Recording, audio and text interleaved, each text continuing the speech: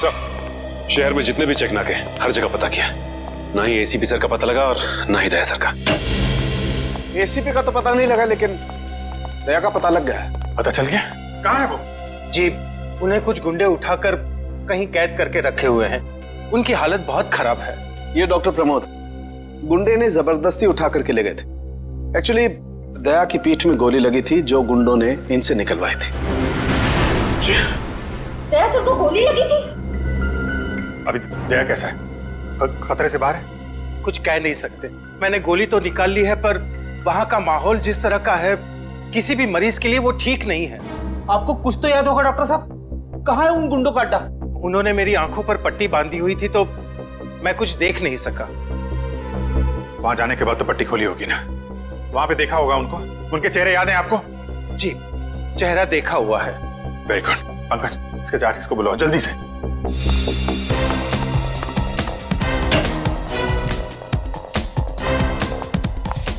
अभिजीत, वो मैं तुमसे आए। सर, आप यहाँ पे? हाँ, मैं यहाँ पर।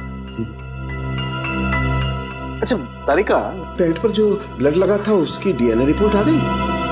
हाँ हाँ। तो वही बताने आई होगी ना तुम अभिजीत सर को, या फिर तुमने पहले ही बता दिया होगा? अपने बॉस को, डॉक्टर सालुखे को बताना कतई जरूरी नहीं समझा? नहीं, कोई बात नहीं, कोई बात नहीं, हो जाता है, चलो कोई बात नहीं। क्या है उस डीएनए रिपोर्ट में? वो ब्लड सैंपल किसका है तारिका?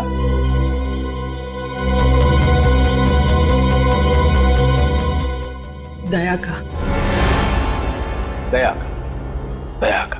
अच्छा, वो पेंट जिस पर ये ब्लड था, वो पेंट किसकी?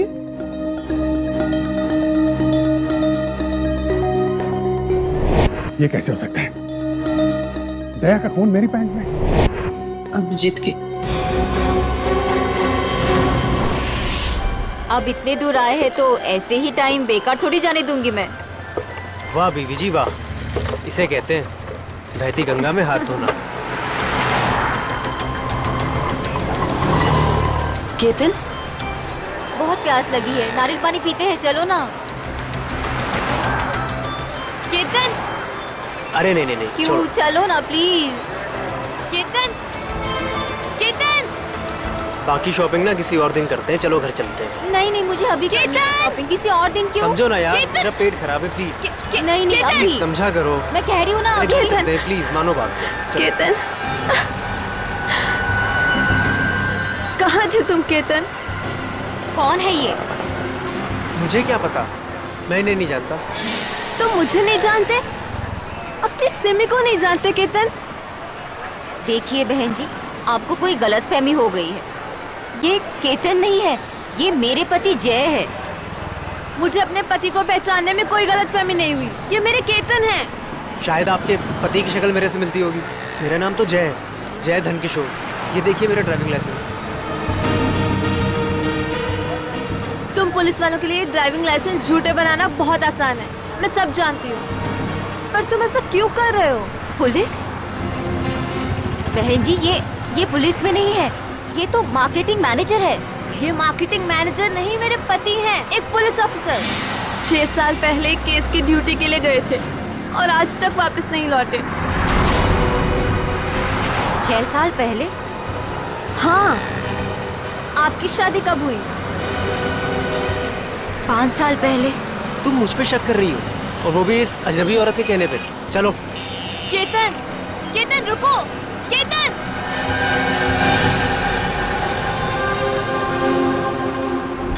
अभिजीत की पैंट पर दया का खून 3 बार टेस्ट करवाया गया, लेकिन नतीजा वही।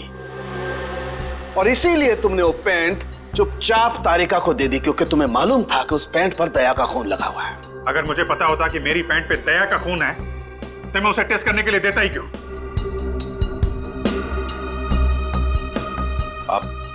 आप लोगों को कहीं ये तो नहीं लग रहा है कि दया की हालत का जिम्मेदार मैं हूं? चलो ठीक है, मान लिया। अगर तुम जिम्मेदार नहीं हो तो चोरी छुपे वो पैंट तारिका को देने का क्या मतलब? वो पैंट तुम डायरेक्ट मुझे भी दे सकते थे। दे सकता था सर, लेकिन आपकी आंखों पे मेरी खिलाफत का चश्मा चढ़ा रहता है, मुझे नीचा दिखाने का कोई मौका नहीं छोड़ते हैं आप, इसलिए आपको वो पैंट नहीं दी थी मैंने। और इसीलिए सीनियर इंस्पेक्टर अभिजीत, आपने ये भी नहीं बताया कि जिस वक्त दया जख्मी हुआ आप खुद वहां पर मौजूद थे।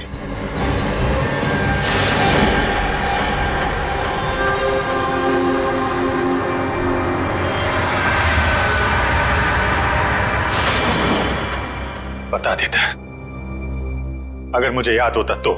मुझे अब भी याद नहीं है कि उस रात क्या हुआ था। वो ऐसी ही आपको याद ही नहीं है कि उस रात क्या हुआ था। सालुंके साहब, हम लोग अभिजीत सर और दया सर की दोस्ती की कस्में खाते हैं और आप उन पे इतने गंदे इल्जाम लगा रहे हैं। हाँ सर, अभिजीत सर अपनी जान दे देंगे लेकिन दया सर पे खरोच नहीं आने देंगे। ओ, चलो ठीक है, मान लेता हूं। मैं अपने शब्द वापस लेता हूं। I am sorry. मैं मान लेता हूं कि दया आज जिस हालत में है उसका जिम्मेदार अभिजीत नहीं है, लेकिन मैं ये बात मानने को कतई तैयार नहीं हूं कि जब दया घायल हुआ अभिजीत वहां था तो भी उसे कुछ याद नहीं। कोई तो ऐसी बात होगी जो अभिजीत के दिमाग में घुस गई होगी, कुछ तो। इट्स इम्पॉसिबल, कुछ भी याद नहीं है। डॉक्टर साहब, मेरी दुखती हुई नस पे नमक मत छिड़किए। आप अच्छी तरीके से जानते हैं कि मेरी याददाश्त। जानता हूं अभिजीत, याद दिलाने की कोशिश मत करो। मैं अच्छी तरह से जानता हूं कि जब सीनियर इंस्पेक्टर अभिजीत मुसीबत में होते हैं उनके पास अपने बचाव के लिए बहुत शानदार हथियार होता है, उनकी याददाश्त। प्लीज सालुंके सर, आप अभिजीत की इंटेग्रिटी पे hold on doctor Tarika, integrity का पाठ आप मुझे मत पढ़ाइए कि आपने सीआईडी का सबसे बड़ा नियम तोड़ा है, हम लोगों से इतना इंपॉर्टेंट सुराग छुपाने का। Understand that? इंटीग्रिटी। सर, उस रात की कोई ऐसी बात जो आपको याद हो? कुछ भी?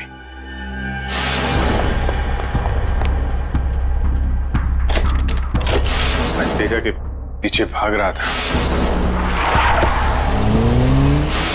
वो भाग के गाड़ी में बैठ गया और फिर किसी ने उसे गोली मार दी और गाड़ी से बाहर फेंक दिया।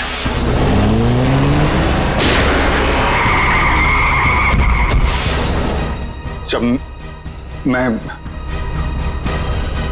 भाग के तेजा की लाश के पास पहुंचा तो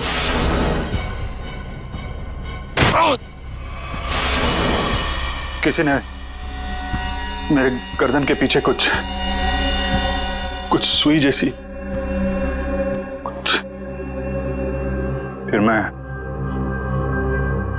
बेहोश हो गया और दूसरे दिन जब आंख खुली तो मैंने पाया कि मैं एक सड़क के ऊपर गिरा पड़ा। इस बीच क्या हुआ मुझे कुछ याद नहीं, मुझे कुछ याद। ठीक है, कोई बात नहीं। उस रात एग्जैक्टली क्या हुआ था ये पता चल जाएगा इस गोली के जरिए। ये वो गोली है जो दया की पीठ में से निकाली थी डॉक्टर प्रमोद ने, और इस गोली की बैलिस्टिक रिपोर्ट से पता चल जाएगा कि दरअसल ये गोली किसकी गन से चली है। Tarika, come with me. Doctor Pramod, एक मिनट। आपको स्केच बनवाने हैं और मुझे आपसे कुछ सवालों के जवाब चाहिए। जी पूछिए। डॉक्टर साहब, आपको उन गुंडों ने कहां से किडनैप किया था? प्रताप नगर से। और फिर आपकी आंखों पे पट्टी बांध दी थी? जी, और उसके बाद गाड़ी में बिठाकर उनके अड्डे तक लेकर गए। अड्डे तक पहुंचने में आपको कितना टाइम लगा होगा, कुछ याद है आपको? 40-45 मिनट। 40-45 मिनट। कितने बजे की बात है ये? रात के तकरीबन 10:30 बजे की। 10:30 बजे रात? उस वक्त तो प्रताप नगर में ज्यादा ट्रैफिक नहीं होता है, सड़कें खाली रहती है। शहर का मैप लेकर आओ और उन सभी जगहों की लिस्ट बनाओ जहां पे प्रताप नगर से 45 मिनट में पहुंचा जा सकता है। श्रेया, क्या बात है? शहर का मैप लेकर आओ जल्दी।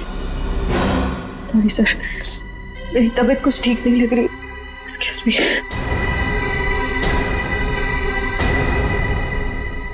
आई कांट बिलीव दिस माया। तुम्हें अपने पति की बात पे विश्वास नहीं है लेकिन उस अनजान औरत की बात पे पूरा भरोसा है। एक औरत दूसरी औरत की आंखों में झांक कर देख सकती है कि वो सच कह रही है झूठ, और उसकी आंखों में सच्चाई नहीं, उसके आंसू झूठे नहीं थे। माया, उसने 2-4 आंसू के बाद ही वो सच्ची हो गई, और मुझे रोना नहीं आता तो मैं झूठा हूँ। सच बताओ, बताओ सच की कितने बीवी है तुम्हारी, और बताओ मुझे जय। अरे मुझसे एक तो समझ नहीं रही, मैं और रख के क्या करूंगा? वो तो आज मेरा नसीब अच्छा था कि मार्केट में तुम्हारी पोल खुल गई, वरना जिंदगी भर मैं यही सोचती रहती कि तुम मुझसे प्यार करते हो। हाँ माया, ये बात सच है कि मैं सिर्फ तुमसे प्यार करता हूँ माया। तुम बताते क्यों नहीं हो सच अपने बारे में, अपने अतीत के बारे में कुछ बताते क्यों नहीं हो मुझे? माया, सब कुछ तो तुम्हें पता है कि मेरा आगे पीछे कोई नहीं है, और तुम्हारे अलावा है कौन मेरा? और तुम्हारा काम पुलिस में हो या मार्केटिंग मैनेजर हो? मार्केटिंग माया, सब झूठ। मुझे तुम्हारे ऑफिस जाना है, बस आई डोंट केयर, मुझे तुम्हारे ऑफिस जाना है। ठीक है ऑफिस जाना है, मैं तुम्हें अगले हफ्ते अपने ऑफिस लेके चलूंगा। खुश? क्यों अगले हफ्ते क्यों? हाँ कल क्यों नहीं? बल्कि मैं कहती हूँ कल नहीं, मुझे आज अभी इसी वक्त तुम्हारे ऑफिस जाना है। शक्की ने खा तो दिया यार।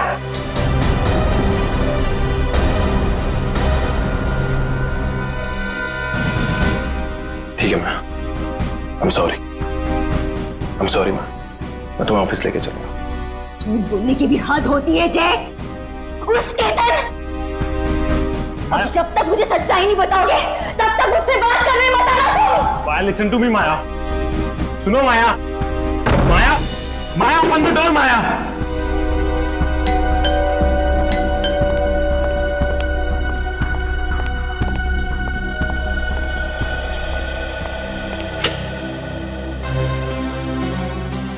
आप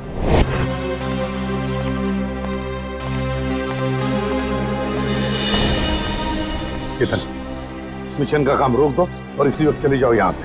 नहीं सर, मैं इस मिशन को अपनी जिंदगी के 6 साल दे चुका हूँ। सर प्लीज सर, आप भी इस मिशन को मत रोकिए। सर मैं इसे पूरा करने के बहुत करीब हूँ। तुम समझते क्यों नहीं हो केतन? तुम्हारी जान को कितना बड़ा खतरा है पता है तुम्हें? और फिर मैं अपने और ऑफिसर्स की जिंदगी को कुर्बान नहीं कर सकता। 4 बजे मुझे गुलमोहर बस स्टॉप पे मिलो, एंड दैट्स एन ऑर्डर, समझे? Sir please sir please. Sir कुल मिला के 4 ऐसे इलाके हैं जो प्रताप नगर से 45 मिनट की दूरी पे है। ये है वीके रोड, जहाँ पे कॉल सेंटर्स और ऑफिसेज वगैरह हैं। ये तो वो जगह नहीं हो सकती। ये पश्चिम में श्याम नगर है सर, यहाँ पे ज्यादातर फ्लैट्स हैं। डॉक्टर साहब, आपको अच्छी तरीके से याद है जहाँ पे आपको ले गए थे वो जगह बंगलो या फ्लैट नहीं थी? जी, खंडर जैसी कोई जगह थी। अब बचता है साउथ और ईस्ट।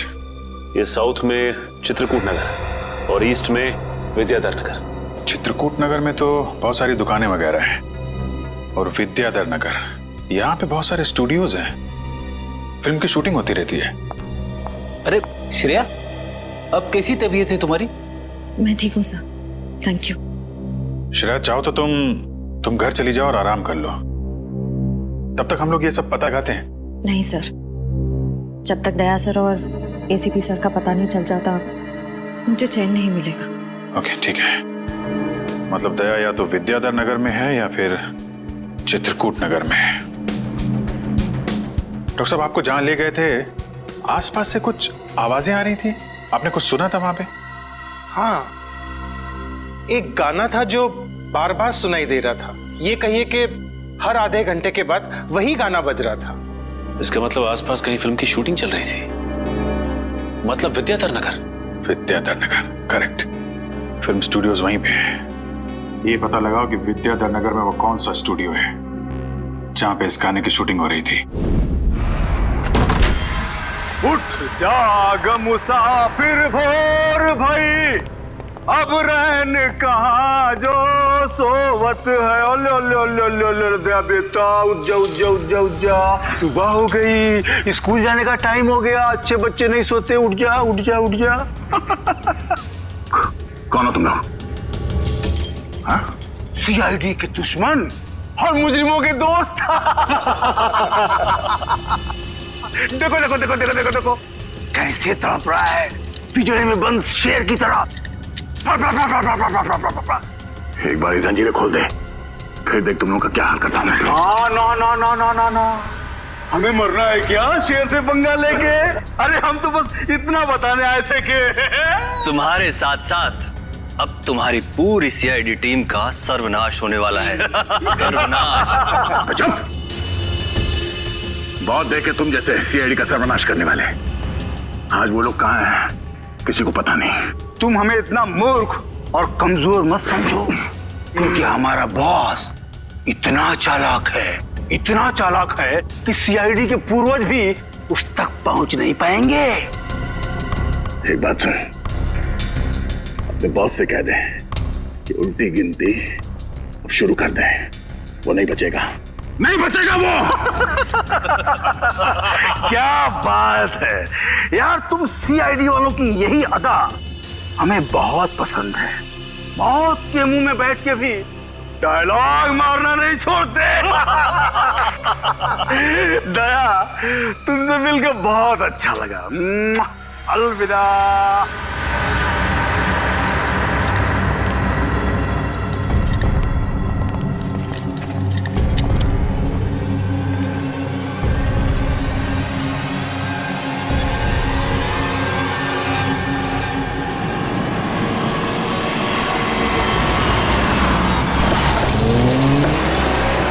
चाय और प्यार व्यार गाने की शूटिंग इसी स्टूडियो में चल रही थी ना? सर, यही है वो विराज स्टूडियो। को यहीं कहीं रखा गया होगा।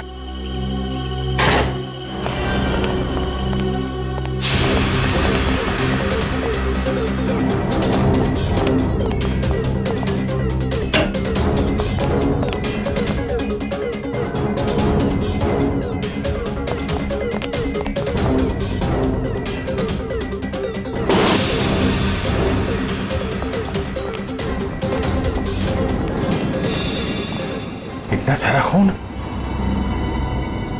मतलब सर, दया सर यहीं पे थे? ये जंजीरें, इन जंजीरों से बांध के रखा गया था मेरे दोस्त को। एक बार ये भेड़िए मिल जाएं। सर, ये चाय का ग्लास मिला है। चाय अभी तक गर्म है सर।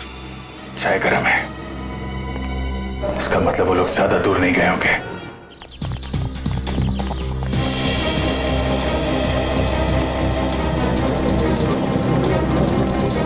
ऐसा लगता है यहाँ पे कुछ हुआ है।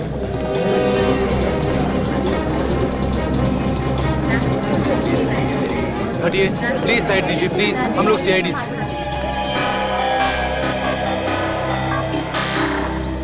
सो देखिए ना, किसी ने ऋतु का कत्ल कर दिया। कैसे हुआ ये सब? पता नहीं सर, हम सब लोग तो शूटिंग में लगे हुए थे, तभी अचानक गोली चलने की आवाज सुनाई दी और यहाँ आकर देखा तो ऋतु की लाश। कितनी देर पहले चली गोली? सर यही कोई आधे घंटे पहले सर। सर हमने लोकल पुलिस को भी इन्फॉर्म कर दिया सर। ठीक है, आप लोग थोड़ा पीछे चले जाइए, पीछे जाइए थोड़ा।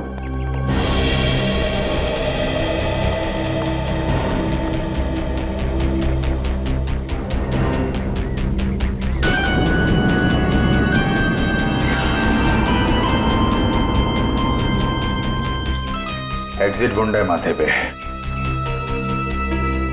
गोली लगी होगी तो 2-3 सेकंड में बेचारी मर गई होगी। गोली लगी और आर पार। जरा चेक करो आसपास, देखो गोली इस डायरेक्शन में कहीं मिलती है क्या?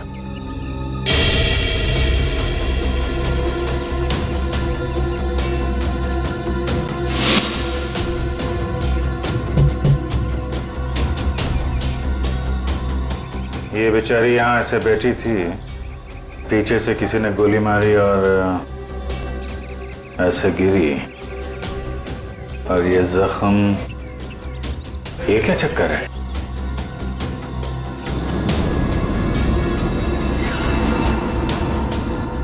विग पहनी हुई थी इसने।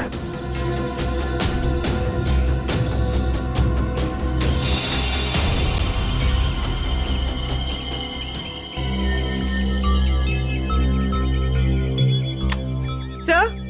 हाँ पूर्वी। गोली मिल गई। राइफल की गोली लगती है, रख लो इसे। ये विग पहनती थी क्या? जी नहीं सर, वो एक्चुअली मेरी हेयर ड्रेसर थी और मेरे विग्स वगैरह सब कुछ वही संभालती थी। जो विग उसने पहना है ना, वो मेरे नेक्स्ट सीन में यूज होने वाला था। ऋतु ने आपकी विग पहनी हुई थी? जी सर।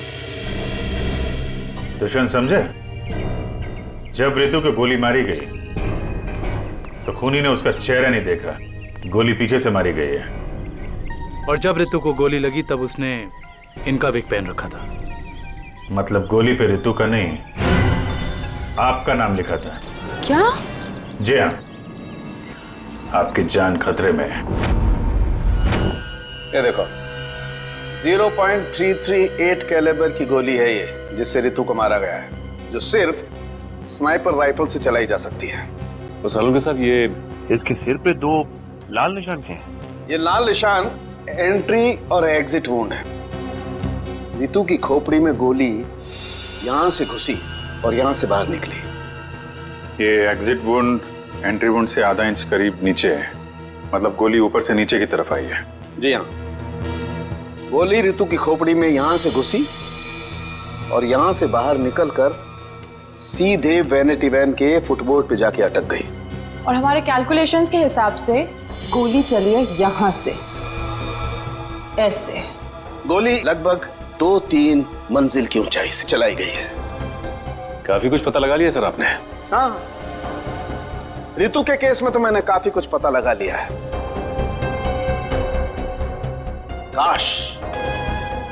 काश में ये भी पता लगा पाता कि दया और हमारे बाकी अंडरकवर ऑफिसर्स के साथ क्या हुआ था, मगर अफसोस, जो व्यक्ति ये बात बता सकता है वो बताना ही नहीं चाहता है। क्या मतलब है आपका बताना नहीं चाहता? याद होगा तो बताऊंगा ना। आपको तो बस बहाना चाहिए मेरे पीछे पड़े रहने का। नहीं अभिजीत, सालुके कभी किसी पर बेवजह इल्जाम नहीं लगाया करता है। डॉक्टर साहब प्लीज। आप क्या प्लीज? प्लीज सर, सालुंके साहब प्लीज, क्या आप फिलहाल हम सिर्फ रितु के केस के बारे में बात कर सकते हैं? रितु के केस में मुझे जितना बताना था मैंने बता दिया है। बस अब मुझे इंतजार है किसी ऐसे सुराग का जिससे ये पता लगाया जा सके कि दया के साथ क्या हुआ था। That's it. देखा, इसीलिए मैंने तुमसे कहा था कि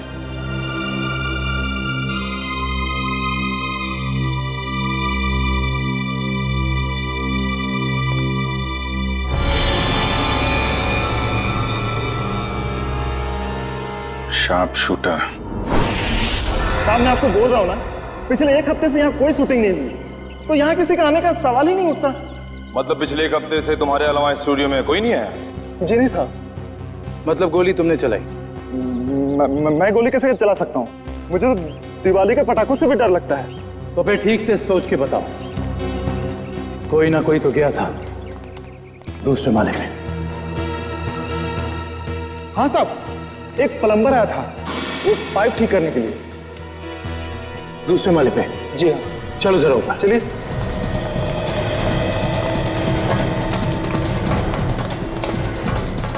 किस तरफ? ये साइड।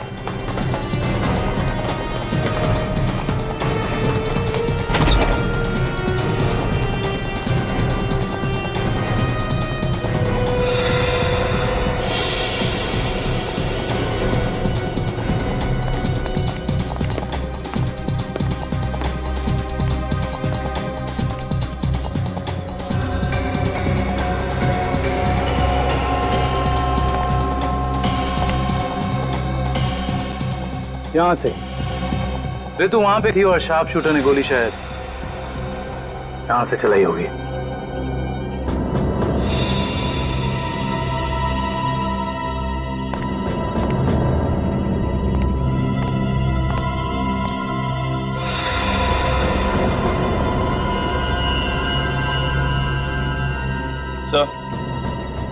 सलवनिया पर गोली ही चलाई गई है। गिरा उस गोली का शेल।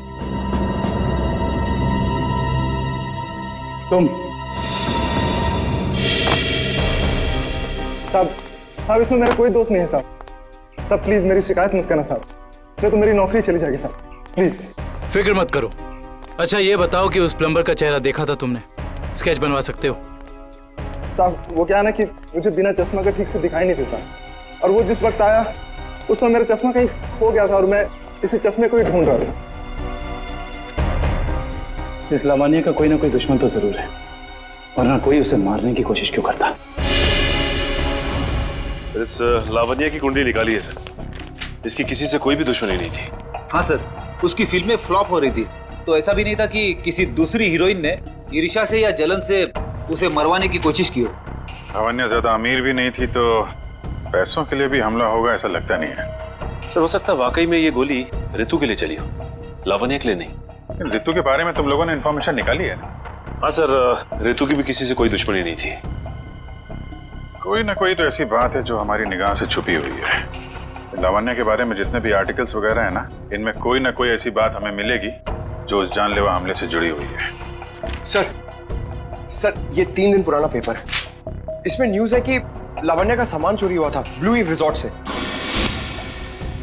लावण्या के सामान की चोरी ब्लू ईव रिसॉर्ट?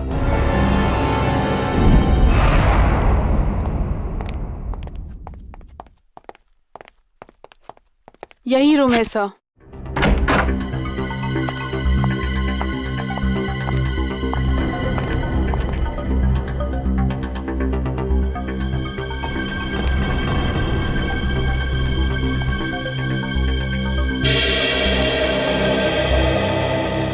इसी कमरे से आपके सामान की चोरी हुई थी? जी हाँ सर, पर कुछ खास सामान नहीं था, यही कुछ 1,500-2 हज़ार रुपए और नकली ज्वेलरी। और पुलिस को कोई सुराग नहीं मिला यहाँ से? नहीं सर। पर चोर अंदर आया कहाँ से होगा? खिड़की से, एसी डक्ट से, या फिर दरवाजे से आया था। पुलिस के मुताबिक उसने चाबी का इस्तेमाल किया था अंदर आने के लिए। और ये कमरे की चाबी किस किस के पास थी? एक मेरे पास और एक इन लोगों के पास। तो मतलब होटल के किसी अंदर वाले का भी काम हो सकता है? मैडम आप कैसी बातें कर रही है? 15 साल पुराना होटल है हमारा। हमने पूरी ईमानदारी और मेहनत से इसकी गुडविल बनाई है, और हमारे होटल का कोई आदमी ऐसा नहीं कर सकता। या तो ये काम किसी होटल वाले ने किया है, या फिर किसी बाहर वाले ने चाबी चुरा कर उसकी डुप्लीकेट चाबी बनवा ली है। और इन दोनों ही सिचुएशंस में आपका होटल जिम्मेदार है, समझे आप? रहने भी दीजिए ना सर, कहाँ इन छोटे मोटे सामान के लिए आप इन लोगों को परेशान कर रहे हो? लावण्या जी, हम ये पूरी कार्रवाई आपके सामान के लिए नहीं, बल्कि उस आदमी को पकड़ने के लिए कर रहे हैं जिससे आपकी जान को खतरा है। क्योंकि हमें लगता है इस चोरी का संबंध आपके ऊपर हुए जानलेवा हमले से हो सकता है। इसलिए जरा ठीक से याद करके बताइए, और कोई खास सामान या कोई कीमती चीज जो चोरी हुई थी? हाँ, मेरा तो नहीं, मगर मेरी हेयर ड्रेसर ऋतु का सामान चोरी हुआ था, और उसके बाद वो अचानक से उसका मूड खराब हो गया और वो बहुत रो रही थी। ऐसा क्या सामान चोरी हो गया उसका? एक अजीब सा शोपीस था। शोपीस?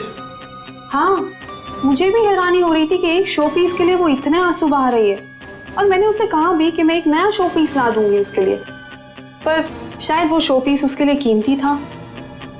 बहुत महंगा शोपीस था क्या? नहीं, ट्रिपोलिया बाजार में जो चाइनीज सामान की दुकान है ना, वहीं से लिया था। होगा कुछ 700-800 रुपए का। ट्रिपोलिया बाजार में चाइनीज सामान की दुकान?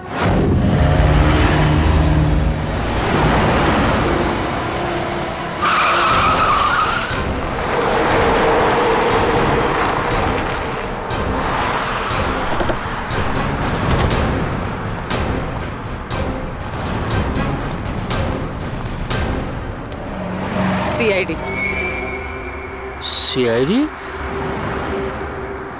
एक खून के सिलसिले में आपसे पूछताछ करनी है। खून? किसका खून हो गया है? ये ऋतु हैं, फिल्म इंडस्ट्री में हेयर ड्रेसर का काम करती हैं। कुछ याद आया? मैंने तो इसे नहीं देखा कभी। शनिवार को ये आपकी दुकान पे आई थी। इन्होंने एक मूर्ति खरीदी थी, इस जैसी मूर्ति थी। शनिवार को तो मैं छुट्टी पे था। हाँ, सुशांत दुकान संभाल रहा था। क्यों सुशांत, तुमने देखा था इन्हें? हो सकता है यो, शनिवार का दिन बहुत बिजी दिन होता है ना, बहुत से लोग आते हैं। कुछ याद नहीं आ रहा। अच्छा, जरा वो मूर्ति दिखाना। वो वाली भी।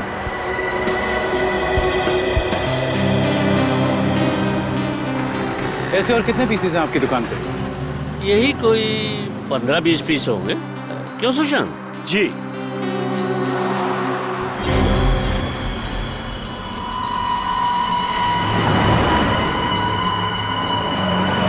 ये इन 2 बॉक्सेस पे ये क्रॉस के निशान क्यों लगे?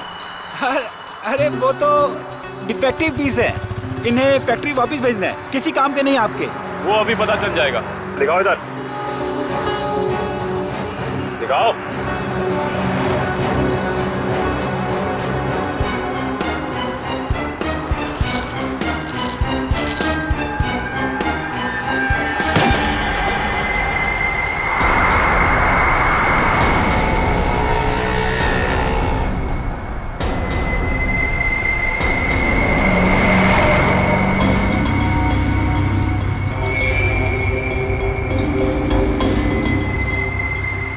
तो ये सब ड्रग्स का चक्कर है? रितु को भी ऐसी ही शोपीस बेचा था? सुशांत, तुम मेरी दुकान में ड्रग्स का कारोबार कर रहे थे? बंद करो अपना ये नाटक। चलो अरेस्ट कर लो इन्हें। आइए सर, आपको गलतफहमी हुई है। मैंने कुछ नहीं किया। चलिए मेरे साथ, आइए आइए, हमें दूर करते हैं। सर, आपको गलतफहमी हुई है।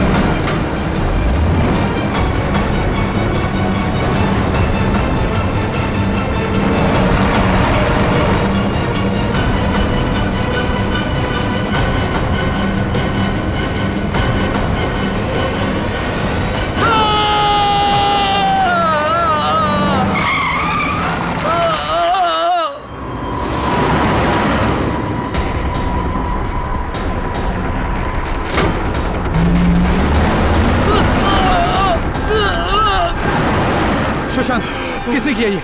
बोलो सुशांत, जवाब दो। हाँ बोलो, बोलो सुशांत, किसने किया ये? सुशांत,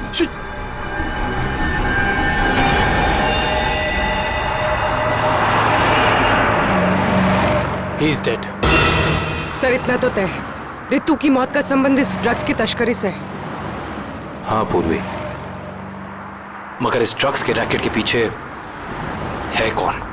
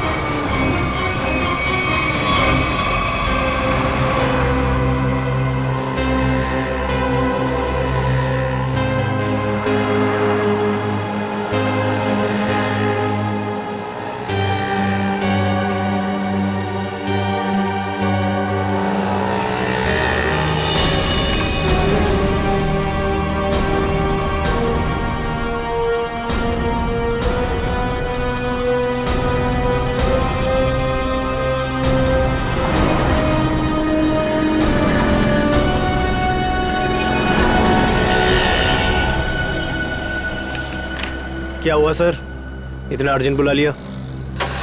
जय, तुम्हारी जान को खतरा है। तुम सब लोगों के बारे में किसी को पता चल गया है और वो एक एक करके मारे जा रहा है। ये कैसे हो सकता है सर? आखिर ये खबर खोली किसने? वही वही तो समझ में नहीं आ रहा है, वही तो पता लगाना है। तुम एक काम करो, इसमें भोपाल की टिकट है और 10,000 रुपये हैं। जल्दी से निकल लो यहां से, जाओ निकल लो जल्दी। जय जय, क्या हुआ? जय जय,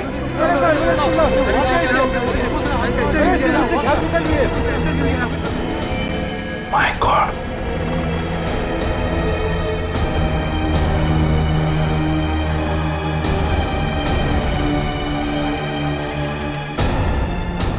मेरा एक और अंडरकवर कॉप मर गया, एक और सीआईडी ऑफिसर मर गया और मैं उसे बचा नहीं पाया।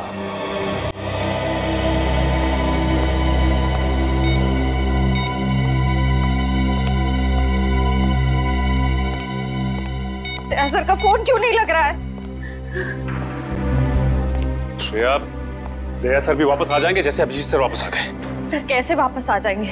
हमें ये भी नहीं मालूम कि दया सर कहाँ है। सर ना दया सर का पता लग रहा है ना ही एसीपी सर का। श्रेया, वो लोग सीआईडी ऑफिसर्स हैं, हजारों बार ऐसे तूफान से गुजर चुके हैं। जहां भी होंगे बिल्कुल ठीक ठाक होंगे वो लोग। सर आप ऐसा कैसे कह सकते हैं? आपने खून देखा था ना, कितना सारा खून पड़ा हुआ था वहां पे। और वो गोली जो दया सर की बॉडी से निकली हुई थी। हाँ श्रेया, मैंने सब कुछ देखा, लेकिन इसका मतलब ये तो नहीं कि सीआईडी ऑफिसर्स नहीं मरते। सर सर आप ठीक तो है ना सर? सर कल से आपका फोन नहीं लग रहा था। हाँ, मैं किसी जरूरी काम में उलझ गया था। कोई टॉप सीक्रेट काम था जो किसी को भी बता नहीं सकता था, तुम लोगों को भी नहीं। सर वो क्या? सर दया सर का कुछ पता नहीं चल पा रहा है। दया सर का कुछ पता नहीं है मतलब? सर दया सर गायब है। तो गया कहाँ वो? पता नहीं सर, उनका फोन भी नहीं लग रहा है। और सर उन्हें गोली भी लगी है। दया को गोली लगी है? एक मिनट, ये सब तुम लोगों को कैसे पता? सर अब सालुंके साहब बता रहे थे कि दया सर की बॉडी से एक डॉक्टर ने गोली निकाली और चुपके से लाके उनको दी। दया की बॉडी में से गोली निकालकर उसने सालुंके को भेज दी गोली। अभिजीत कहाँ है? सर अभिजीत सर भी गायब थे, अभी 3 घंटे ही पहले वापस आए। और तो और सर, अभिजीत सर की पैंट पे दया सर का खून लगा हुआ था। अभिजीत गायब था, 3 घंटे पहले वापस आया और उसके पैंट के ऊपर दया का खून। और उन्हें कुछ याद नहीं है सर। और उन्हें कुछ याद नहीं। फिर वही बात, ये अभिजीत जब भी कभी मुसीबत में पड़ता है इसकी याददाश्त चली जाती है। ये हो क्या रहा है सीआईडी में? हमारे 3 अंडरकवर ऑफिसर्स मारे गए, उनके बारे में मेरे अलावा और किसी को भी कुछ भी पता नहीं था, फिर भी उनके नाम भी पता चल गए बाहर। कैसे? सर अगर ये बात सिर्फ आपको पता थी तो फिर? वही तो मैं कह रहा हूं सचिन, वही समझ में नहीं आ रहा है। ये सब हुआ कैसे हो रहा है ये? इसका एक ही मतलब है सचिन, हमारे बीच में कोई तो है जो हमसे गद्दारी कर रहा है, कोई गद्दार है। और सर एक बात और, एक हेयर ड्रेसर का खून हो गया सर। Hair dresser? हाँ सर, शूटिंग के दौरान उसका खून हुआ।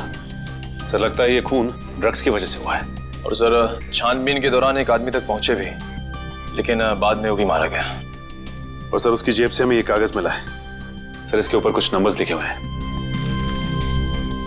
18563724591 18356723445।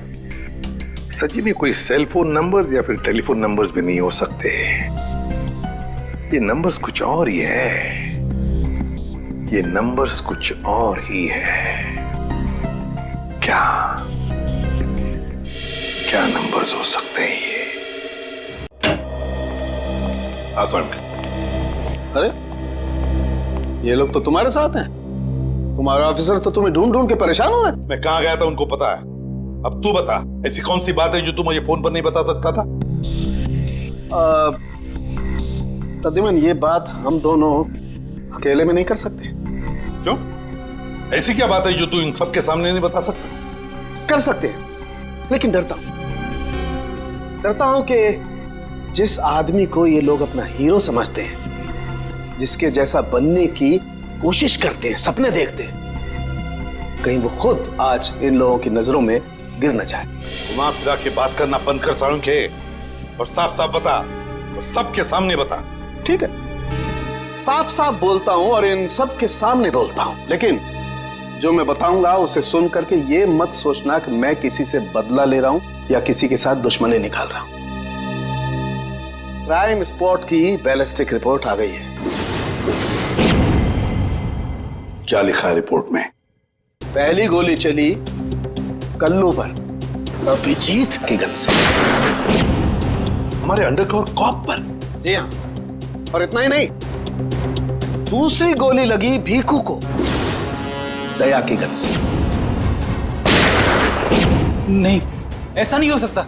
अभिजीत और दया सर भीकू और कल्लू को इस तरह से कुर्सी पे बांध के गोली नहीं चला सकते सर। रेडे, बैलिस्टिक रिपोर्ट कभी झूठ नहीं बोलती है। और सबसे इंपॉर्टेंट रिपोर्ट, वो रिपोर्ट जिसकी वजह से मैं इन लोगों को बाहर जाने के लिए कह रहा था। अभिजीत का फोन है। अभिजीत, कहां हो तुम? अभी इसी वक्त फोरेंसिक लैब में चले आओ। Forensic lab? क्यों सर, क्या हुआ? अभिजीत, तुमने गोली चलाई कल्लू पर। कालू को गोली मैंने? सर, मैं एक बेसहारा पे गोली क्यों चलाऊंगा? अभिजीत, तुम अभी इसी वक्त फोरेंसिक लैब चले आओ, and that's an order. Sir, ये बात सुन के जितना धक्का आपको लगा है उतना मुझे भी लगा है। जब तक मैं ये पता नहीं कर लेता कि उस रात क्या हुआ था, मैं नहीं आऊंगा सर। तो क्या तुम मेरे खिलाफ जाओगे? सर, मैं आपके खिलाफ नहीं जा रहा हूं सर। सर, वही कर रहा हूं जो आपने हमेशा सिखाया है, सीआईडी की ड्यूटी सर। अभिजीत, मना कर दिया? आपके ऑनेस्ट, ब्रिलियंट, इंटेलिजेंट ऑफिसर ने आपका ऑर्डर मानने से मना कर दिया एसीपी साहब। मैं जानता था प्रद्युमन, ये अभिजीत एक न एक दिन पूरी सीआईडी टीम के लिए वो मछली साबित होगा जो पूरे के पूरे तालाब को गंदा कर देती। इस अभिजीत की वजह से पूरी की पूरी सीआईडी टीम बदनाम हो रही है।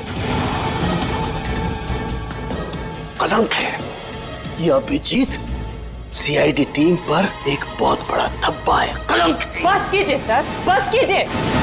कितना भला बुरा बोलेंगे आप? मैं बस कर दूं?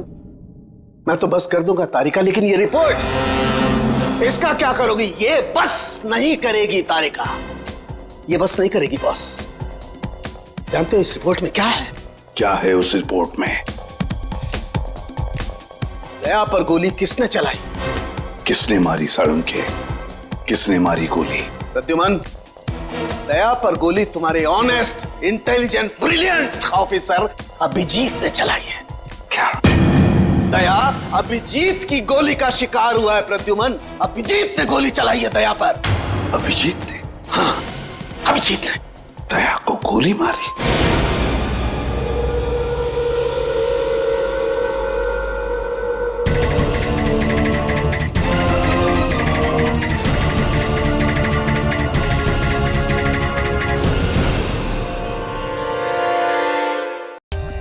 For more updates, subscribe to our channel, click the show links and enjoy watching the videos.